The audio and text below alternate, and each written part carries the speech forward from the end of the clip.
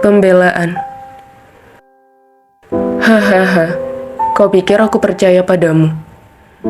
Radit sudah ingin mencengkram dagu Nada, tapi kemudian dibatalkannya dan menaruh tangan kirinya di pinggangnya dan menatap ke Nada.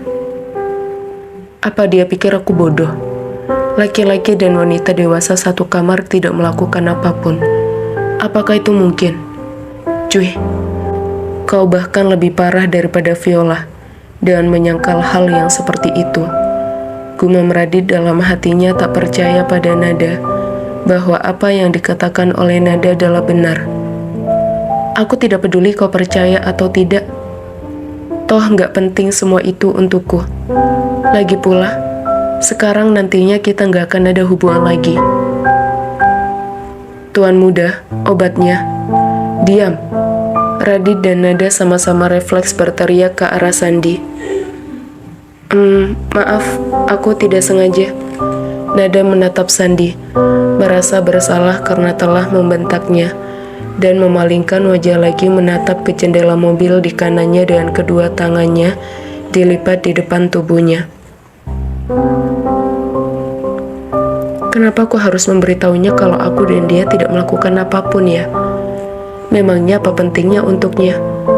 Bukankah seharusnya aku berpura-pura saja kalau memang aku dan dia melakukan sesuatu di kosan, supaya dia berpikir buruk tentang aku, dan dia tidak akan menyentuh aku lagi.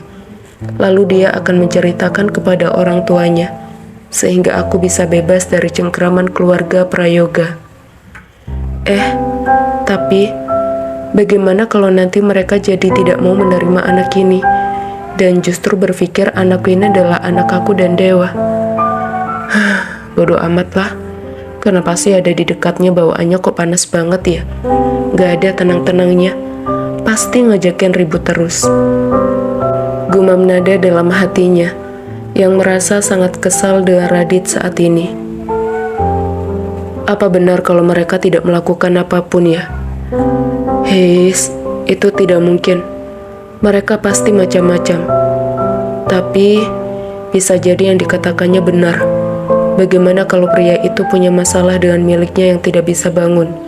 Makanya dia tidak menyentuh Denada. Radit mulai memikirkan sesuatu yang dia suka di dalam otaknya dan menahan senyumnya.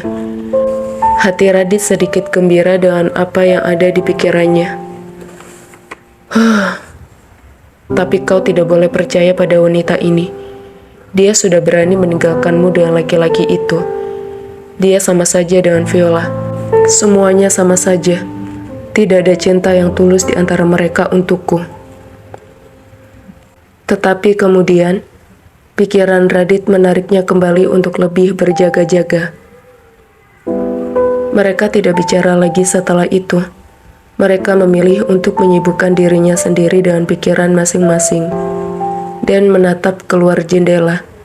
Hingga akhirnya, 10 menit kemudian, mereka sampai di rumah besar keluarga Prayoga, dan Radit langsung bergegas turun ke dalam tanpa menunggu Nada, seperti yang biasa dilakukannya kalau sedang marah. Dasar semena-mena. Aku akan keluar dari rumah ini setelah anak ini aku lahirkan. Gumam Nada dalam hatinya, sambil keluar dari pintu yang telah dibukakan oleh Sandi. Terima kasih ya. Berikan obat yang tadi padaku. Pinta Nada sambil menengadah tangannya kepada Sandi. Ini nyonya muda.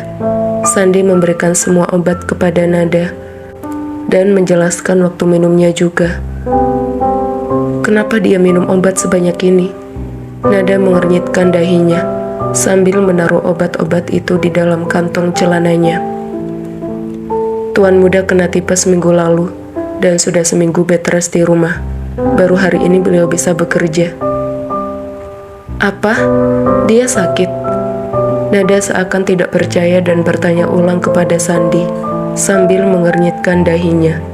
Sandi mengangguk. Tuan muda demam tinggi. Waktu itu saya menemuinya sedang sendirian di dalam kamp. Apa yang kamu lakukan di sana? Kenapa tidak masuk ke dalam? Belum sempat Sandi menjelaskan semuanya, Radit sudah keluar lagi dari dalam rumah dan langsung menyemprot Nada yang sedang bicara dengan Sandi. Kita bicara nanti lagi ya, bosmu yang gila sudah ngomel. Nada bicara dengan suara berbisik pada Sandi, kemudian jalan menuju ke arah Radit. Kau mau menyuruhku masuk ke dalam, tapi kau sendiri berdiri di depan pintu masuk. Apa maumu? Nada yang sudah sangat jengkel menatap ke Radit dengan tatapan sangat kesal dan menunggunya untuk minggir dari pintu. Jangan menambah masalahku lagi. Radit bicara sambil mengangkat jari telunjuknya. Ikuti aku ke ruang kerja Eyang Prawiryo. Dan di dalam sana, jangan katakan apapun. Biarkan aku menjawab semuanya. Radit membalikkan badannya setelah selesai berbicara dengan Nada dan menggandeng tangan Nada masuk ke dalam rumah, menuju ke lantai 2 ke ruang kerja Eyang Prawiryo. Tok, tok, tok. Radit mengetuk pintu, lalu menunggu seseorang dari dalam membukanya, dan kemudian masuk ke dalam ruang kerja yang di dalamnya sudah ada Eyang, Ibu Rianti, dan Bambang Prayoga. Apa yang terjadi di sini ya? Kenapa wajah mereka semua menegang? Gumam Nada dalam hatinya yang sedikit ngeri saat memasuki ruang kerja bersama Radit. Plak, plak. Belum sempat Radit menyapa keluarganya, baru mendekat dan ingin bersalaman dengan Bambang ayahnya. Tamparan keras dari Bambang sudah mendarat di wajah Radit. Itu pasti sakit sekali kan? Hati Nada terenyuh seakan merasakan sakitnya yang dirasakan oleh Radit. Aku tidak menyangka kalau kamu benar-benar telah di luar batas dalam mengurus istrimu. Tuan, tolong jangan dipukul lagi. Kali ini Nada langsung berada di tengah antara Bambang dan Radit, saat Bambang sudah ingin memukul wajah Radit lagi. Raditya nggak salah sama sekali. Tolong jangan dipukul lagi. Dia baru sembuh dari sakit. Apa? Radit sakit? Giliran Rianti yang kini berteriak mendengar apa yang baru dikatakan Nada. Nada mengangguk dan segera mungkin mengeluarkan obat yang ada di kantongnya. Ini obat-obatan yang harus diminumnya, karena Radit baru saja agak baikan dari sakit tipes. Siapa menyuruhmu menceritakan semuanya pada keluargaku? Kali ini Radit yang justru membentak Nada. Raditya, pelankan suaramu pada istrimu. Eyang Prawiryo akhirnya berbicara. Nggak apa-apa Eyang, aku yang salah. Aku bahkan nggak ada selama dia sakit. Nada menunduk dan benar-benar merasa tidak enak karena rasa bersalahnya pada Radit. Jadi benarkah mimpiku waktu itu kalau dia sakit? Tapi pasti Sandi disuruh olehnya untuk tidak bicara macam-macam kepada Dimas. Orang ini kan egonya tinggi sekali. Dia pasti tidak mau terlihat sakit di depan Dimas. Gumam Nada dalam hatinya, mencoba mengambil kesimpulan. Bukan salahmu karena tidak mengurusnya, Nada. Itu karena salahnya sendiri yang sudah mengusirmu kan? Giliran Rianti sekarang yang membela Nada, lalu berdiri menarik Nada dari Radit dan memeluk Nada. Maafkan ibu karena tidak tahu kalau kamu sampai kesulitan karena anaknya ibu dan sampai harus bekerja kasar seperti itu. Rianti melanjutkan kalimatnya saat Nada dalam pelukannya. Bukan salah Raditya, Bu. Itu salahku yang membuatnya marah dan membuatnya mengusirku. Nada berusaha untuk membuat Rianti tidak marah lagi kepada Radit.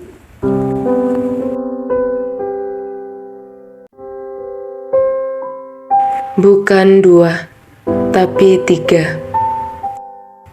Sudah, gak usah dibelain lagi. Memang anak ibu yang salah.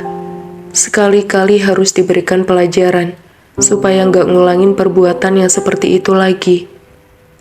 Rianti tetap tidak mau tahu, dan tetap menyalahkan semuanya kepada anaknya. Apapun yang dilakukan Nada untuk membela Radit saat ini, tidak ada gunanya, karena semua orang dalam ruangan itu tetap menganggap Radit harus dihukum dan bersalah. Mulai hari ini, kamu akan tinggal di sini. Biarkan saja kalau Radit mau pulang ke rumahnya, ucap Rianti sambil duduk dan membelai lembut rambut Nada. Saat ini, Nada duduk di samping Rianti, dengan Radit duduk di kursi berseberangan dengan tempat duduk Rianti di samping Bambang. Terima kasih, Bu. Tapi, aduh, kenapa perutku jadi mual lagi? Padahal aku baru saja mau bilang kalau aku dan Radit sudah punya perjanjian. Dan saat aku sudah hamil, Radit akan melepaskanku. Oleh karena itu, aku pergi dari rumahnya. Tapi kenapa perutku malah mual di saat yang gak tepat? Gumam Nada dalam hatinya yang merasa malu dan sedikit kesal karena keinginannya untuk muntah timbul lagi di saat Nada ingin bicara sesuatu yang penting di hadapan semua anggota keluarga Prayoga. Apa terasa mual? Nada mengangguk. Apa rasanya pusing juga? Nada mengangguk, tapi tidak mau membuka mulutnya dan masih menutup mulutnya dengan kedua tangannya. Radit ya? Rianti lalu menatap ke arah Radit. Dengan satu sebutan nama dari ibunya, Radit sudah paham apa yang diinginkan Rianti. Radit langsung berdiri dan menggendong Nada di atas kedua tangannya, lalu membawa Nada keluar dari ruang kerja Eyang Prawiryo. Ibu akan segera panggilkan dokter.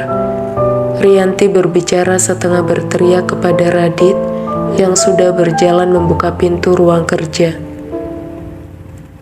Klek. Radit tak menjawab apapun dan menutup kembali pintu lalu membawa Nada menuju kamarnya. Taruh aku di kamar tamu saja, jangan ke kamarmu, protes Nada pada Radit. Namun seperti biasa, Radit tak menggubris apa yang dikatakan Nada yang tetap membawa Nada menuju ke kamarnya. Apapun yang dilakukan Nada pada Radit percuma, karena dia tidak bisa diajak bernegosiasi. Klek.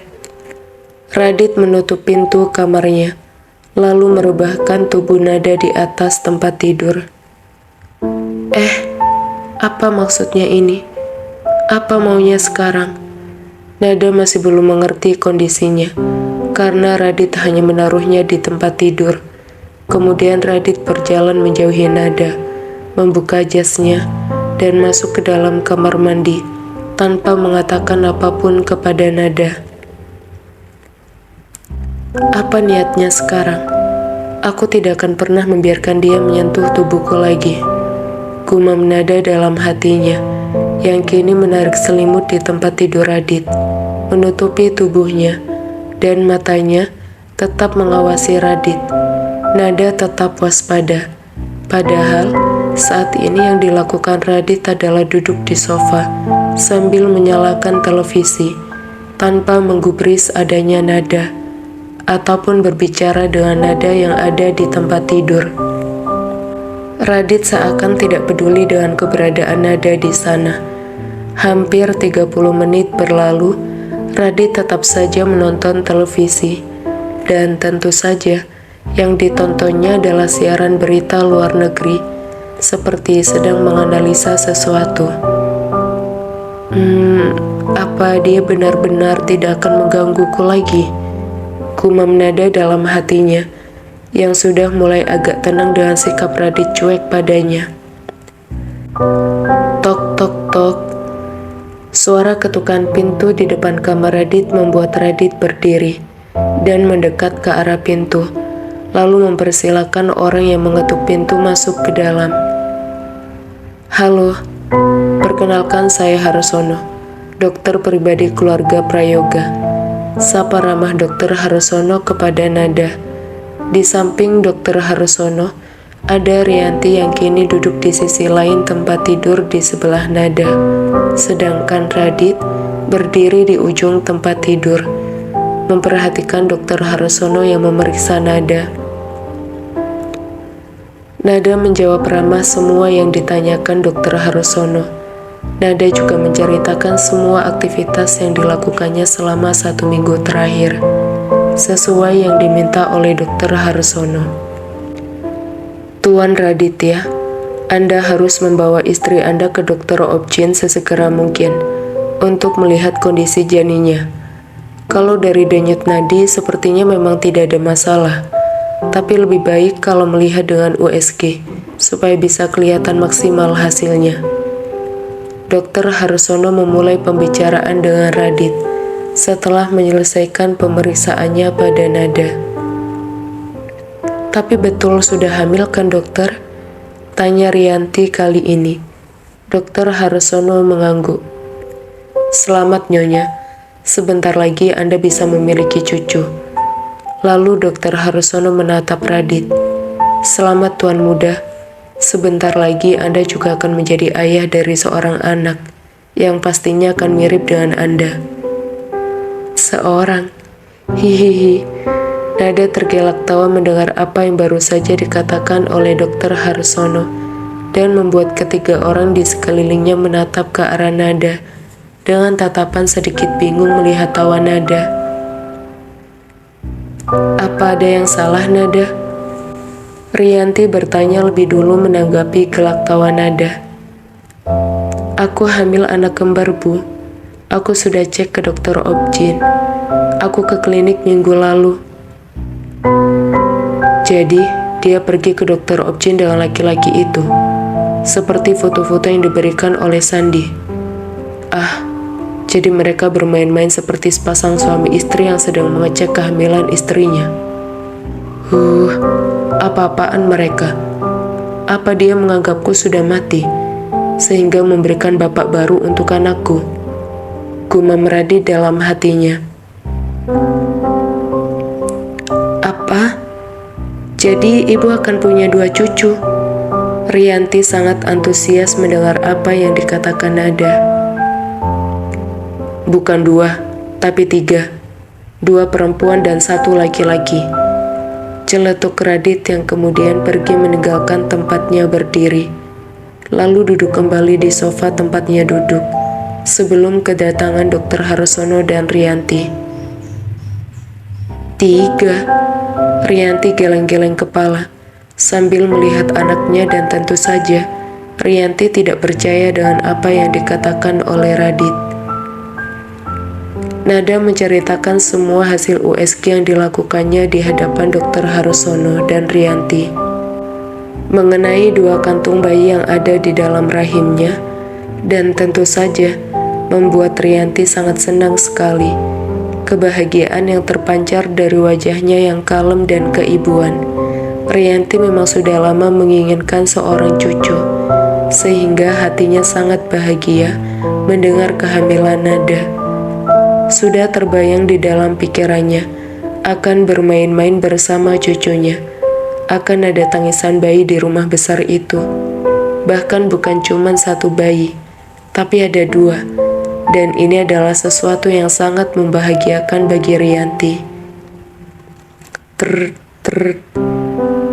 Handphone di kantung baju Nada berbunyi, dan Nada langsung melihat ID penelpon. Didi? Lalu Nada menatap ke arah Rianti. Ibu, saya izin angkat telepon dari adik saya dulu ya. Rianti menjawab dengan anggukan, dan saat itu juga Nada mengangkat telepon Didi. Nada, ada apa? Didi, Kak, pulanglah ke rumah. Lihatlah ibu untuk terakhir kalinya. Ibu kita sudah meninggal dunia. Dek, tak ada kata yang dikeluarkan oleh Nada saat itu. Handphonenya jatuh ke tempat tidur, dan Nada langsung menangis histeris. Hari ini pengecualian. Ibu, tangisan Nada pecah saat itu juga. Rianti yang panik langsung mengangkat telepon yang jatuh di samping Nada dan berbicara dengan Didi. Radit yang mendengar tangisan Nada segera mematikan televisi dan mendekat ke arah Nada. Walaupun Radit belum berani untuk menyentuh nada, wajah Radit menatap ke arah Rianti. "Ibu," Nada sudah turun dari tempat tidur dan mau berlari keluar dari kamar Radit. Tapi Radit berada di depan tubuh Nada melarang Nada untuk pergi. "Minggir, aku harus pergi dari sini. Aku harus melihat ibuku," pinta Nada kepada Radit sambil masih menangis histeris. "Aku tidak akan mengizinkanmu kalau kau tidak tenang.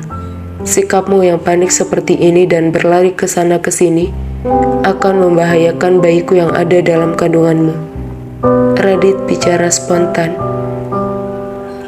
"Bayi, aku menerima tawaran untuk menikah denganmu dan melahirkan bayi ini karena aku membutuhkan uang untuk biaya pengobatan ibuku. Aku juga sudah mengikuti semua perintah dari keluargamu untuk tidak menemui ibuku yang sedang sakit selama aku masih menjadi istrimu. Dan saat ini, ibuku sudah meninggal dunia. Uang keluargamu tidak bisa menyelamatkan nyawa ibuku. Apa hakmu melarangku untuk pergi menemui ibuku? Apa aku harus tetap memberikan bayi ini kepadamu, padahal ibuku sendiri tidak bisa kau selamatkan? Kau tidak bisa melarangku untuk pergi. Sekarang tidak ada lagi yang bisa melarangku untuk pergi." Nada berteriak marah kepada Radit, mendorong tubuh Radit, dan segera pergi berlari menuju pintu tanpa memperdulikan siapapun lagi yang ada di dalam ruangan itu. Radit yang belum siap menerima semua kalimat yang dikatakan oleh Nada, seakan kehilangan tenaganya untuk mengejar Nada, dan membiarkan Nada untuk pergi berlari meninggalkannya.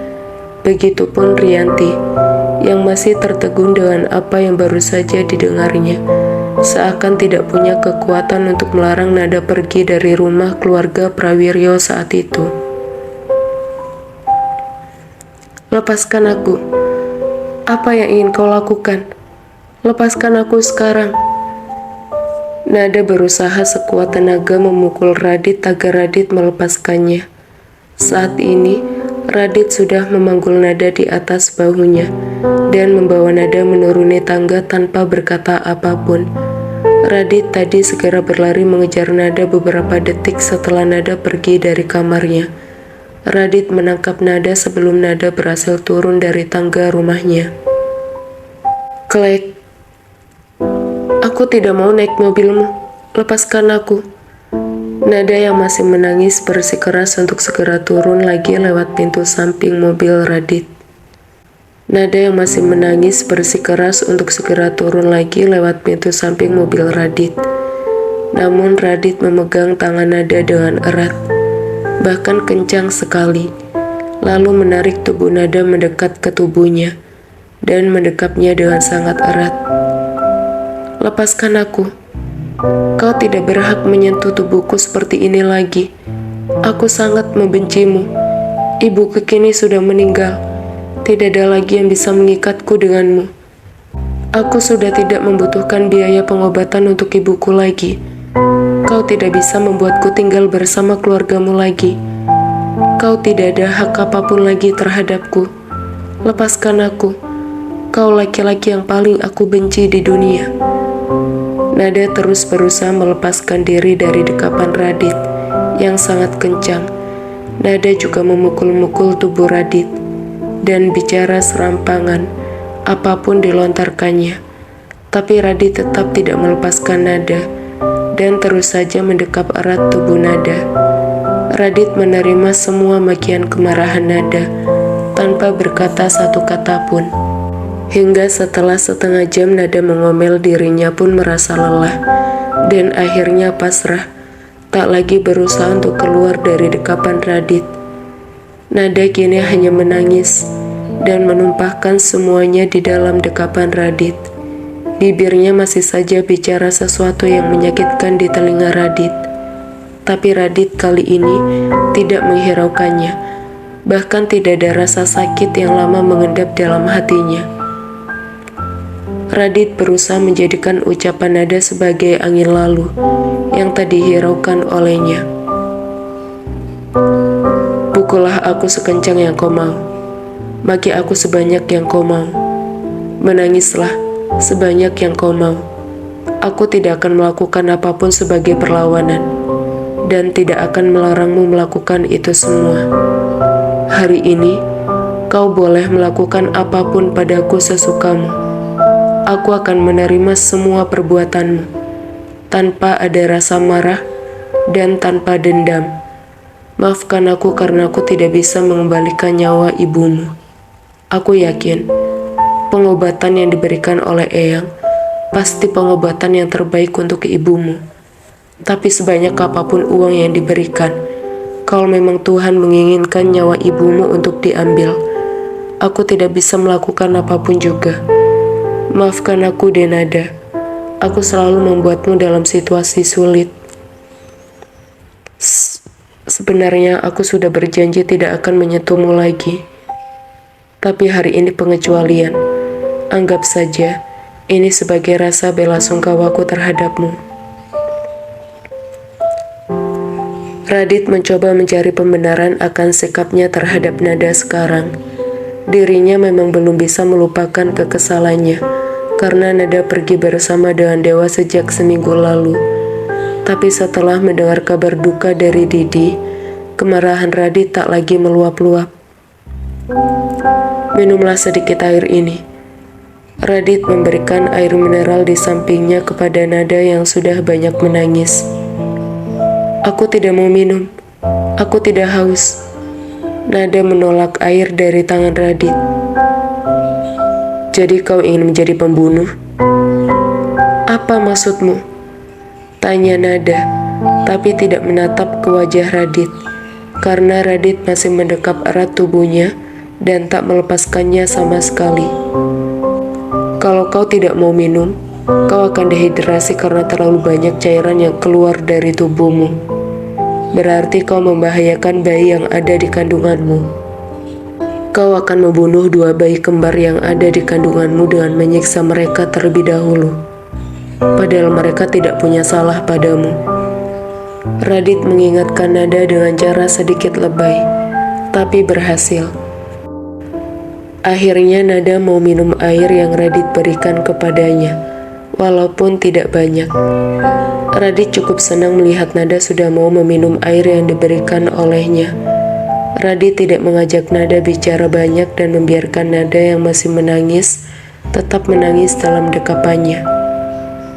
Lepaskan aku, biarkan aku duduk seperti biasa. Aku tidak ingin kau mendekapku erat seperti ini. Nada yang masih terisak tangis mencoba meminta kepada Radit. Jangan banyak bicara. Kalau kau bicara hanya membuatku menjadi emosi. Diamlah seperti ini saja. Kalau mau menangis, menangislah. Aku akan tetap mendekapmu seperti ini, sampai kita tiba di rumah orang tuamu. Radit akhirnya bicara, setelah dari tadi seakan tidak peduli dengan permintaan Nada. Kenapa sih dengannya? Kenapa selalu membuatku dalam keadaan sulit? Bahkan di hari kematian ibuku pun, dia masih membuatku sulit seperti ini. Apa dia tidak tahu kalau aku bisa saja ketergantungan dengannya, dengan sikapnya seperti ini? Aku tidak ingin jatuh cinta dengannya. Gumam Nada lirih di dalam hatinya. Mobil melaju cukup lambat, karena macet di beberapa ruas jalan. Hari Senin adalah hari orang-orang memulai aktivitas, sehingga sebagian besar orang banyak keluar dan membuat kemacetan lebih parah daripada hari lainnya. Nada yang sudah menangis dari tadi akhirnya kelelahan. Dekapan Radit yang hangat juga membuatnya sedikit terlena, dan rasa kantuk akhirnya menguasainya.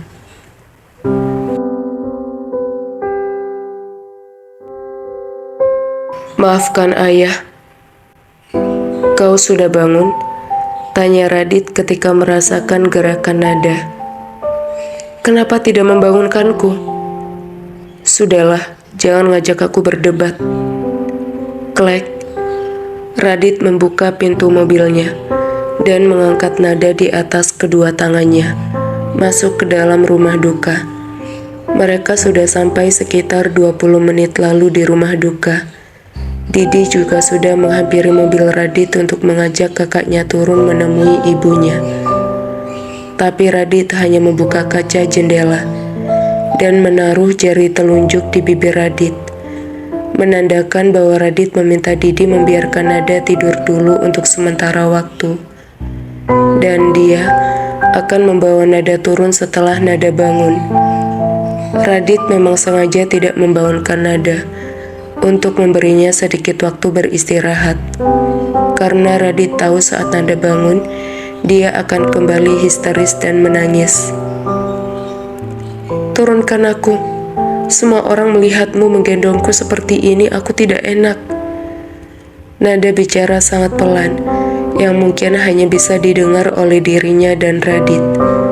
Tapi Radit tidak menjawabnya, dan tetap berjalan dengan membawa Nada seperti itu. "Aku tidak akan membiarkanmu jauh dariku," pesan Radit pada Nada, yang kemudian mendudukkan Nada di dekat jenazah ibunya.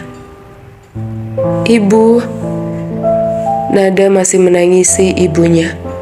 Orang-orang mengingatkan Nada agar sedikit menjauh dari ibunya dan tidak menumpahkan air matanya pada ibunya, karena akan memperberat perjalanan ibunya nanti. Radit juga tetap berada di sisi Nada dan mendekap tubuh Nada dengan erat. Radit tidak melepaskan Nada sedetik pun, walaupun Nada masih suka memakinya dan menyuruhnya untuk pergi. Tetap saja Radit duduk di sana dan menerima semua makian dari Nada. Sudah lebih dari 2 jam, Nada masih terus saja menangis, walaupun kini tangisannya tidak lagi histeris. Hanya air mata yang mengalir dan sesenggukan.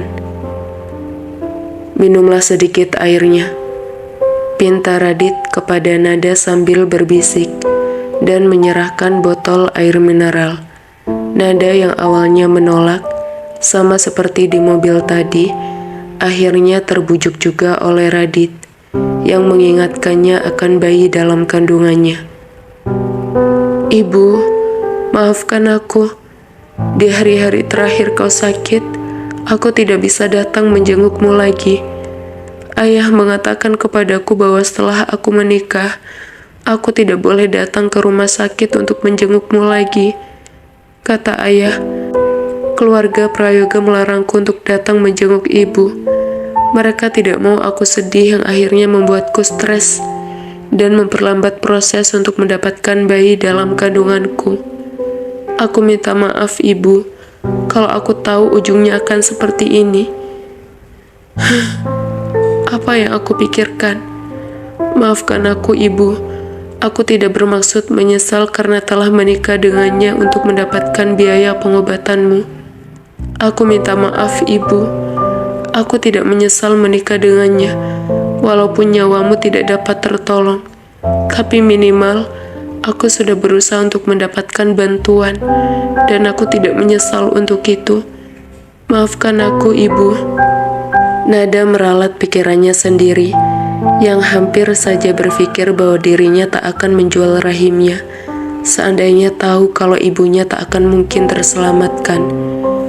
Rasa bersalah dalam pikirannya membuat Nada tanpa sadar mengangkat tangan kanannya di belakang punggung Radit dan memeluk Radit dengan erat. Apa dia tersentuh denganku ya? Dan saat ini dia sudah mulai memelukku lagi. Hati Radit berbunga-bunga merasakan tangan Nada sudah memeluk erat pinggangnya. Hilang sudah semua rasa marah yang dirasakannya dari 1 minggu lalu. Rasanya seperti memenangkan sebuah undian besar yang membuat hati Radit meleleh. Radit juga sudah lupa rencananya yang tidak akan pernah lagi mempercayai setiap sentuhan dan rayuan dari wanita. Radit bahkan semakin bersemangat untuk melindungi Nada dan menjaga Nada saat ini. Radit selalu berada di sisi Nada, dimanapun Nada berada. Saat di rumah duka, di jalan menuju pemakaman, saat pemakaman, perjalanan pulang, maupun saat pengajian di rumah duka, Radit tidak meninggalkan Nada sama sekali. Radit selalu berada di sisi Nada, menghapus air mata Nada, memberikan minum atau menyuapi 1 atau 2 suap cemilan untuk Nada. Saat ini Radit bahkan seperti tongkat yang selalu ada untuk Nada berpegangan di saat kakinya sudah tidak kuat untuk menopang tubuhnya yang semakin lemas karena kesedihan yang dialaminya. Nada merasa benar-benar bersalah dengan ibunya, sehingga kesedihan Nada sudah tak terbendung. "Pergi kau dari sini. Aku tidak akan pulang denganmu. Aku tetap akan berada di rumah ayah." Nada mengusir Radit pergi dari sisinya. Setelah di rumahnya hanya tinggal ayahnya, Patri, Didi, Radit, Bambang, dan Rianti Prayoga, juga Eyang Prawiryo. "Nada, kamu harus ikut pulang bersama suamimu." Patri yang tidak enak pada keluarga majikannya memilih untuk menyarankan Nada pulang. Tapi keluarga mereka sudah jahat, ayah. Mereka melarang Kak Nada untuk menjenguk ibu selama ibu sakit. Wajar kalau Kak Nada gak mau pulang bersama mereka, protes Didi yang berdiri di belakang Patri. "Didi, kamu jangan berkata tidak sopan." Patri lalu menatap Nada setelah memalingkan wajahnya dari Didi. "Nada, maafkan ayah karena tidak jujur padamu. Sebenarnya bukan keluarga Prayoga yang melarangmu untuk menemui ibumu setelah kamu menikah. Itu adalah kata-kata ayah sebetulnya. Ayah tidak ingin kalau kamu menemui ibumu, kamu akan menjadi stres dan akan mengganggu program untuk mendapatkan anak. Jadi, itu semua kebohongan ayah." Didi merasa tidak terima dengan apa yang baru saja dikatakan oleh Patri. Patri mengangguk mengakui kesalahannya. "Kenapa ayah berbohong seperti itu kepadaku? Apa ayah tidak tahu aku sangat merindukan ibu dan ingin sekali melihatnya?" Kini giliran Nada yang protes kepada Patri dan menangis kembali. "Maafkan ayah, Nada.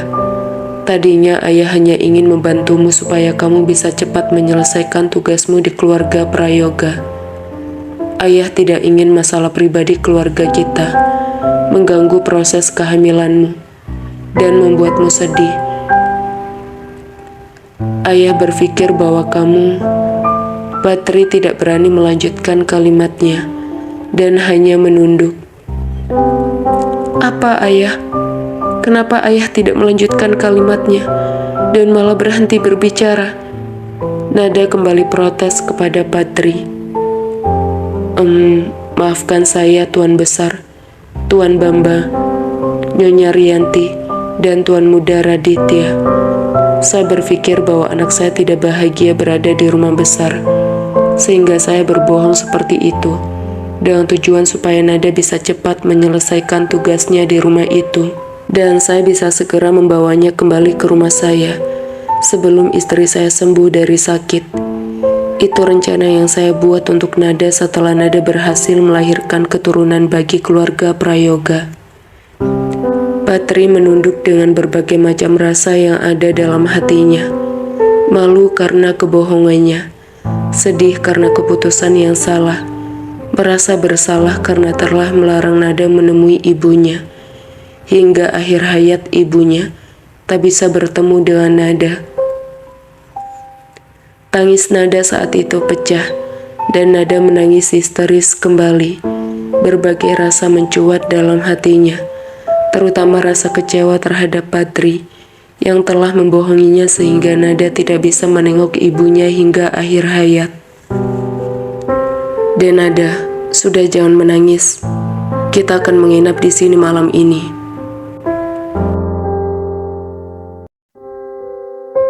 Cinta pertamaku. "Apa maksudmu?" Nada bertanya dengan suara yang masih sesenggukan dan berusaha untuk menatap wajah Radit. Alih-alih menjawab pertanyaan Nada, Radit hanya tersenyum dan mengecup dahi Nada.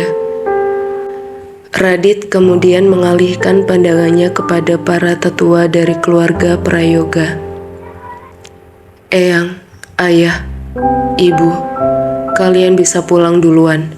Aku akan tinggal di sini bersama Nada. Radit bicara tegas tanpa senyum di wajahnya.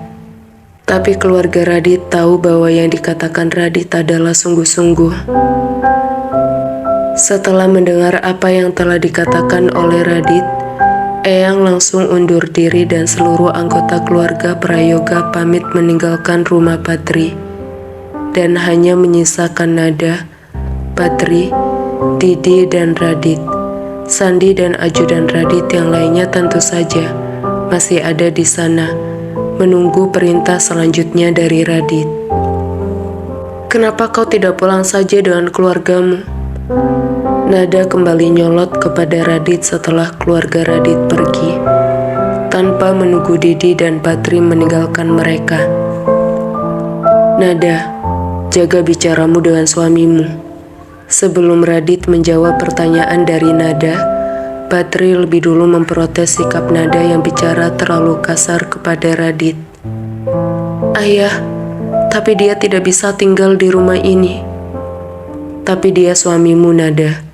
Dia bisa tinggal di mana saja di rumah ini. Sudahlah, jangan berdebat lagi. Ajak suamimu ke kamarmu. Patri tidak bicara panjang lebar lagi. Langsung menarik tangan Didi untuk masuk ke dalam dan membiarkan Nada bersama Radit berdua. Hei, kalian berdua tidak bisa meninggalkanku seperti ini. Kenapa kalian tidak membela anggota keluarga kalian sendiri? Nada memprotes sikap Patri yang langsung meninggalkan dirinya dengan Radit di luar. Radit menghela nafas sambil menggelengkan kepalanya kepada Nada dan tersenyum sinis. Mau apa kau? Apa rencanamu mau tinggal di rumahku? Nada sudah cemberut dengan perasaan kesal, marah, dan tentu saja keingintahuan yang besar alasan Radit mau tinggal di rumahnya. Sandi, kau tidur di ruang tamu di rumah Patri. Radit tidak menjawab pertanyaan Nada, justru menyuruh Sandi untuk ikut menginap. Lalu Radit menatap ke arah Nada. Yang sopan bicara padaku ya. Bagaimanapun juga, usiaku 14 tahun di atasmu. Bisik Radit sambil menatap wajah Nada. Lalu kemudian tangan kanannya menarik tangan kiri Nada untuk masuk ke dalam rumah Patri. His, lepaskan tanganku. Kau sendiri tidak sopan denganku dan memaksa aku seperti ini. Nada protes pada Radit. Apa-apaan dia sekarang? Membahas senioritas padaku. Memang dia lebih tua dariku 14 tahun. Dari awal juga aku tahu kalau dia om-om. Tapi sudah tahu lebih tua dariku, dia tetap jahat padaku dan memaksakan kehendaknya kepadaku. Emang dia pikir aku mudah dan mau menurut padanya begitu saja. Saat ini, di saat aku berduka, dia masih saja memaksakan kehendaknya padaku. Segala mau menginap di rumah ayahku. Maunya apa sih? Apa belum cukup puas kau menyiksaku selama hidup bersamamu? Gumam Nada sangat kesal kepada Radit yang saat ini sedang menariknya. Walaupun Nada berusaha untuk melepaskannya, tetap saja tak dapat dilakukan oleh Nada. Tenaga Radit tetap lebih kuat daripada tenaganya. Di mana kamarmu? Tanya Radit saat mereka sudah masuk ke dalam rumah Patri. Aku tidak akan memberitahumu. Nada mencibir pada Radit dan tangannya masih berusaha melepaskan diri. Kalau kau tidak mau beritahu, baiklah, kita buka satu-satu saja setiap pintu di rumah ini. Protes Radit pada Nada dan langsung menarik Nada untuk membuka pintu terdekat dari sana. His, kau ini pemaksa. Itu pintu kamar ayahku, jangan dibuka. Nada memegang tangan Radit yang sudah mau membuka pintu dan menatapnya dengan kesal sebelum melanjutkan kalimatnya lagi. Kenapa sih? Setiap kali berdekatan denganmu aku selalu sial. Ayo ikut aku. Akhirnya Nada menarik tangan Radit ke arah kamarnya. Klek. Siapa yang membersihkan kamarku ya? Kenapa semuanya rapi seperti ini? His, ini pasti Didi. Tapi kenapa dia tumben mau membersihkan kamarku? Gumam Nada dalam hatinya agak kaget melihat kamar yang sudah rapi sekali. Beda dengan kamar yang ditempatinya selama tinggal di rumah itu. Kamar Nada adalah kamar yang paling berantakan di rumah Badri. Nada sangat malas membersihkan kamar, dan Nada hanya membersihkan setiap 1 minggu sekali. Sehari-hari biasa dirinya sudah sangat sibuk dengan pekerjaan dan kuliah, sehingga pulang ke rumah, dia langsung tidur dan tidak ada lagi waktu untuk membersihkan kamarnya. Berbeda sekali dengan kamar Didi yang bersih. Kamarmu cukup bersih juga, komentar Radit pada Nada sambil berkeliling melihat isi kamar Nada. Jangan menyentuh apapun dan jangan mengacak-ngacak apapun di kamarku. Nada mendekat ke arah Radit dan mengambil setiap barang yang disentuh oleh Radit dan menaruhnya kembali di tempat semula. Sampai kapan kau mau mengikutiku melihat-lihat isi kamarmu? Radit tak mau menyerah dan terus saja mencoba membuka laci, melihat foto, membuka buku Nada, dan melihat pernak-pernik lain yang ada di sekitar sana. Kenapa kau punya brosur ini? Tanya Radit sambil memegang sebuah brosur dengan kertasnya yang sudah lawas dan menunjukkan usianya yang sudah tua. His, jangan dipegang. Ini brosur penting bagiku. Nada perlahan menarik lagi brosur yang ada di tangan Radit. Pelan-pelan membuka satu persatu jari tangan Radit supaya brosurnya tidak robek. Hei, kau mau berapa banyak pun brosur seperti itu aku bisa memberikannya. His, kau ini. Brosur ini berbeda dengan brosur lainnya. Brosur ini sangat penting bagiku. Kalaupun kau bisa membuat ratusan juta brosur sebagai ganti brosur ini, aku tidak akan pernah menukarkannya. Kalaupun kau mau membayarku puluhan miliar untuk ini, aku juga tidak akan pernah memberikannya padamu. Nada melotot dan mencibir kepada Radit, lalu menyematkan brosur itu kembali di papan tulis di depan meja belajarnya dengan sebuah pin magnet berbentuk bunga mawar. Lalu Nada tersenyum-senyum sendiri dengan brosur itu. Hei, apa maksudmu tersenyum-senyum aneh seperti itu? Radit semakin kesal kepada Nada melihatnya dan ingin mengambil brosurnya lagi. Hanya saja, Nada memukuli tangan Radit dan tidak membiarkan Radit menyentuh brosur itu lagi, bahkan menggigit tangan Radit. Ah, apa-apaan sih kau ini? Apa kau punya penyakit rabies menggigit-gigit seperti ini kepadaku? Radit sudah sangat kesal dengan tangannya yang digigit oleh Nada, hanya karena brosur usang. Mau apa sih dia dengan brosur itu? Itu kan brosur penjualan perusahaanku saat pertama kali berdiri 10 tahun lalu. Bahkan aku sendiri ikut serta membagikan brosur itu ke masyarakat untuk memperkenalkan produk kami. Gumam Radit kesal dengan sikap Nada yang Radit tidak mengerti maksudnya. Brosur yang disimpan Nada adalah brosur perusahaan telekomunikasi yang merupakan perusahaan pertama yang didirikan oleh Radit setelah Radit selesai kuliah di London. Saat itu, Radit sangat idealis. Bahkan Radit bekerja keras untuk mempromosikan perusahaannya tanpa bantuan keluarga Prayoga. Perusahaan itu kini di bawah naungan keluarga Prayoga untuk membuat Radit mau menikah dengan Nada. Oleh karena itu, Radit cukup kesal dengan brosur itu. Perusahaan yang sudah lama didirikannya dihancurkan dengan sekejap mata oleh keluarganya sendiri yang memaksanya ambisi kepadanya untuk menikahi seseorang dengan alasan keturunan. Kau jangan macam-macam ya. Brosur ini adalah cinta pertamaku.